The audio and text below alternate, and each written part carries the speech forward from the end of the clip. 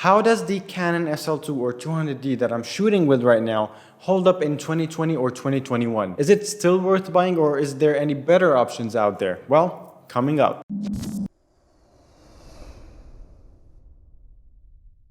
Hey guys, my name is Ajjoub and welcome back to another episode. I've been using the Canon SL2 or 200D depending on your region for about a year and 10 months. It's my first camera ever, it's my first DSLR, and I've been having a blast with it. It's one of the best decision purchases that I've ever done. Here's the thing, a lot of people ask me what camera do I use when they see my videos. They think I'm using $8,000 camera, or I don't know. But in fact, it's the entry-est level camera from Canon, which is the Canon SL2. It has all the features that I need in a camera to be able to make videos and to use a mic with the articulated screen.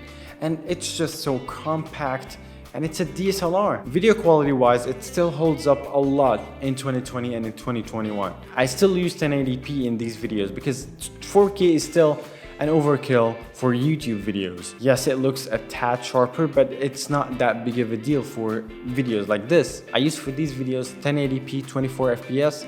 It can go up to 1080p 60 FPS. I use that for some B-roll sometimes.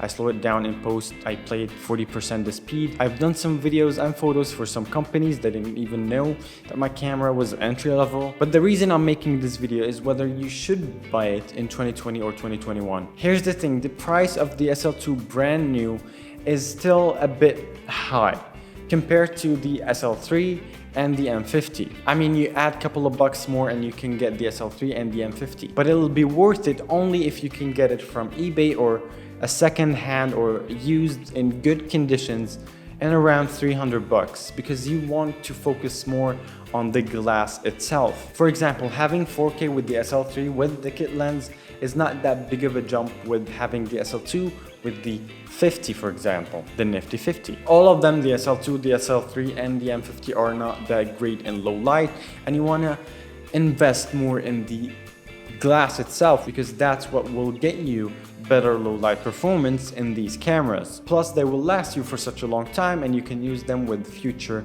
bodies. All the videos on my channel since I bought this camera have been shot with this camera, so you can see the evolve of my performance with using the camera and how much you can pull out of this camera as well. Plus, most of the photos on my Instagram account were shot on the camera. So the things that you will get more with the M50 or the SL3 are just minor changes and the 4K that I know a lot of people can't even edit 4K on their computers, me included. Photos wise, they're almost all the same as well. Autofocus wise, they're also all really good with focus. I rely on autofocus with the videos that I take as well. So my recommendation to you from a person who've been using the camera for such a long time, invest in glass. If you can get the SL2 for around 300 bucks and good conditions, it's gonna be really worth it because you're gonna put the rest of the money that you saved in the glass itself, because that's what is really important. But if the price in your area is not that big of a difference between the SL2 and the M50 and the SL3, then getting the SL3 or the M50 is going to be a bit more worth it because you're just putting a couple more bucks. But always keep in mind that investing in glass is way more important than investing in the body itself. And if you're trying to buy your first camera ever, you want to get your first DSLR, but you're lost between all the options out there, I made an entire video about it. Click over here. It's a guide for beginners 101 of how to buy a DSLR and what you should focus on and what you should look for depending on your needs. And if you learned anything new today, then consider subscribing. Thank you for watching, and don't forget that life is all about love and dance. See ya.